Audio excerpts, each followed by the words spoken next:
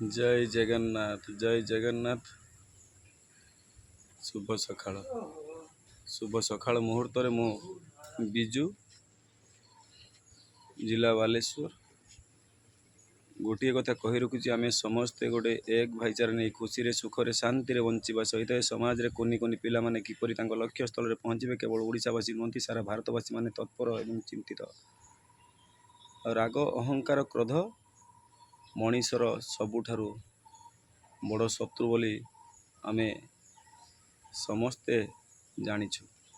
कहीं राग अहंकार क्रोध आम हृदय आनिबा कौन मिलिबो सेतिर आज्ञा देखंतु बुद्ध देव को देखंतु बुद्ध देव तपस्याटे करुचंती कहा पाई आज्ञा आम पिता माता मानक ठारु आरंभ करी आम पिला मानकर शरीर किपरि सदा सर्वदा आरोग्यटे रहिबे से दिगरे केवल नुह खुशी रे सुख रे शांति रे किपरि शेष निश्वास गोटे थिबा जाए खुशी रे सुख रे शांति रे किपरि जीवन यापन करिवे से दिगरे मध्य सदा सर्वदा आम मान को आशीर्वाद टे दे आगो को आगो बढ़े नहीं जीवारे मध्य प्रयासटे रखिचंती।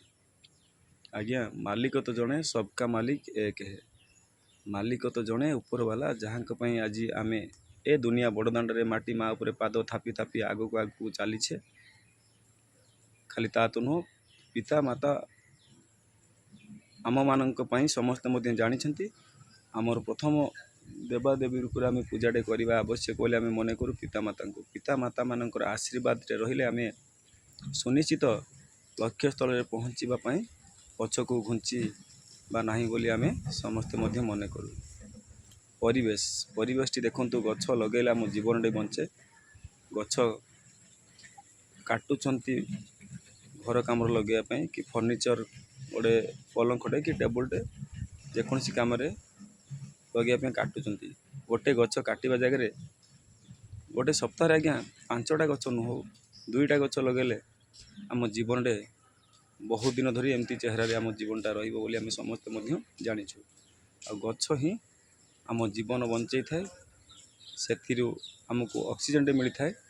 प्रत्येक गछरे औषधीय गुण अच्छी बोली आमे मध्य समस्ते जानिछु। देख केते खुशी लगुच परिवेश आज्ञा पुणी थे मु कही रखुची आमे समस्ते गोटे एक भाईचारा नहीं खुशी रे सुख रे शांति रे बंचिबा सहित समाज रे कोनी कोनी पिला माने किपरि तांको लक्ष्य स्थल रे पहुँचे केवल ओडिशावासी नहीं सारा भारतवासी तत्पर चिंतित।